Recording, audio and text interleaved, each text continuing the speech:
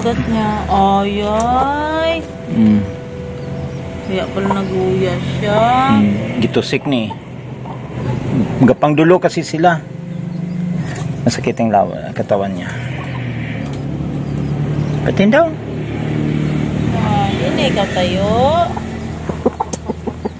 Tapos, wala balik sa mo? Yan pa paano? I-cremate namin tatay mo ha?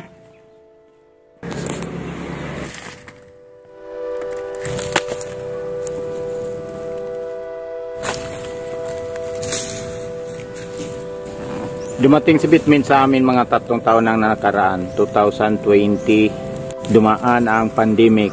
Andyan si Bitmin.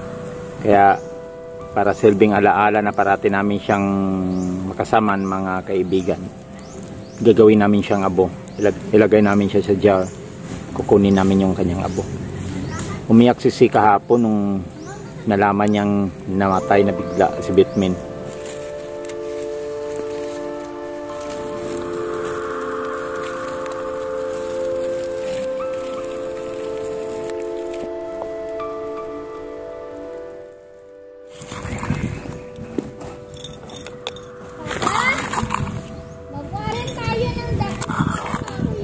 Ilagay na namin si Bitmin sa garapa.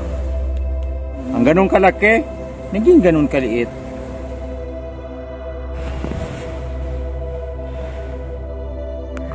Kahapon lamang namatay si Bitmin dahil nag-aaway sila ni Kulit. Nagkasampukan sila. Ngayon naman mga kaibigan, mga kadiskarte, ang isa sa pinag-aalala namin, yung puno ng niyog na ang tumba ay inaantay na lang namin kung saan ang kanyang sentro. Yun na nga, nangyari na nga. At buti na lamang hindi dito sa aking kusinang pinakamalakas na tumba. Kung hindi, magiging 1 million views sana ito. Tingnan natin na kung ano nangyari. Kasi yung puno ng niyog na ito, hindi nakakaabot ng 100 metro sa likod bahay namin. Isa sa pinag-aalala ko na kung sakasakaling matumba, saan kaya ang tumba nito? Nandito siya, yung likod bahay namin, nandito. Yung tumba niya, nandoon sa kapitbahay. Oh. Iya. Ayan, andoon. Tapos, nandito yung dulo niya. Buti na lang hindi doon sa kusina ko, yung sentro ng tumba, o di kaya sa likod bahay namin, ano? O di kaya, si Mrs. kanina, dito naglalaba. Mga 30 years ang niyog, di ba, no? Nasagad talaga yung atip, ano? At buti na lamang walang mga bata dito sa likod ng bahay kanina ng pagkatumba. Yeah. Okay. Okay. Okay. Right.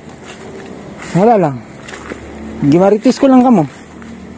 Kasi nga, kung dito yan siya, sa pinakamalakasan kong kusina, na ang tagal-tagal ko nang inaantay na sana maatupan ko na. Oh, kita ang langit. Kailan pa kaya kita mapapalitan? Buti pang iba, ilang bisis na nakapalit ng asawa. Atip na atip ko, pero bakit hindi ko magawa? Ha? Ano ba namang hugot yan, Jong? I-push mo na yan. Paano? Ito yung ating kapalaran. Pero sana nga, ano, mapalitan ko na to. Right? Yun lang.